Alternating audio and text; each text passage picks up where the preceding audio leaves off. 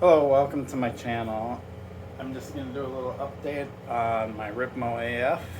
I've done a few videos of some of the changes I've done to this, but let's just go over the whole bike and see what I changed. So we'll start with the brakes. These things are awesome, and I haven't even been able to ride this bike to test these out, but I can just tell by the feel that they're going to be awesome.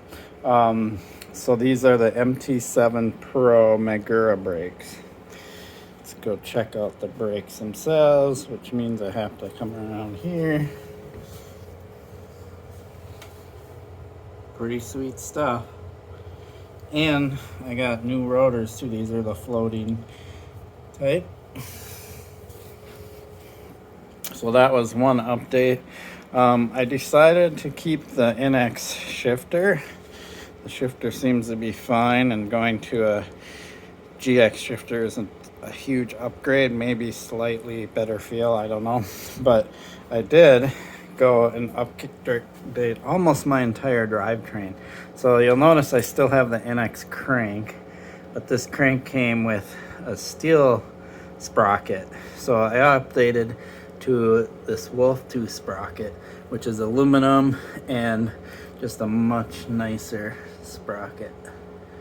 And these are made actually right here in the US. I believe they're made in Minnesota. I know the company's in Minnesota. I'm not sure where the actual manufacturing is. Let's come back here. And what I did upgrade is, and if you get the right angle, you can actually see that it's a GX rear derailleur and a GX cassette. And so to update the cassette, I had to go to an XD driver, and there's a video on that. So that's pretty cool. And then I have a GX chain on there, so a new chain. So basically the drive system, sprocket, chain, cassette, and the derailleur are all brand new for this year, because I'm going to be riding this bike this year. As far as other updates I have done to this bike since I've purchased it, I did an update to a titanium railed saddle. This is actually one of my favorite shapes, is the Volt saddle. This saddle comes on a lot of stock bikes, but it's the base version. They do make nicer versions of it. Like this one has the protective edges, so if I crash or something, it doesn't shred the saddle super easy. And it's titanium, so it's a lot lighter. And then underneath it has a lot more flex because it's got the actual cutout, so it's super comfortable. And this is actually my width, 150 millimeter. The ones that come stock on the bike are a little narrower, so if you ever do have issues with how your butt feels on your seat for longer rides, definitely get your sit bones measured and get the right width seat for you. Man or woman, whatever, really important. It's probably one of the most important parts on your bike. And then I've updated my handlebars. That was last year, so I've been riding these for quite a while now. I really like them. The PNW Bars, 35 millimeter rise. And then I updated the grips. Didn't really need to, but I did mostly because I wanted to kind of match these greens that's all over my bike. So, and I always have liked the Ruffian Grips.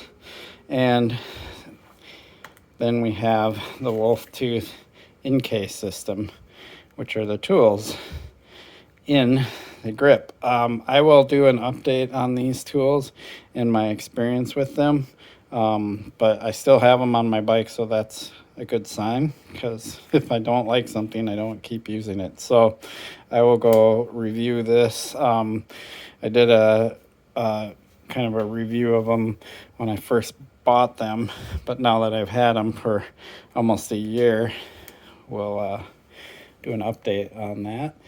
So it's all set. The Ripmo AF ready to shred for 2021. If you're wondering what this purple thing is that completely doesn't match This is our local trail organization, MORC, Minnesota Off-Road Cyclists, and when you donate, they send you these to put on your bike. So basically you're riding around the trail saying, hey, I gave MORC some money for the trails, and everybody sees that and thinks you're cool. Right? I'm so stoked for spring to come so I can ride this. Thanks for watching. Please like and subscribe.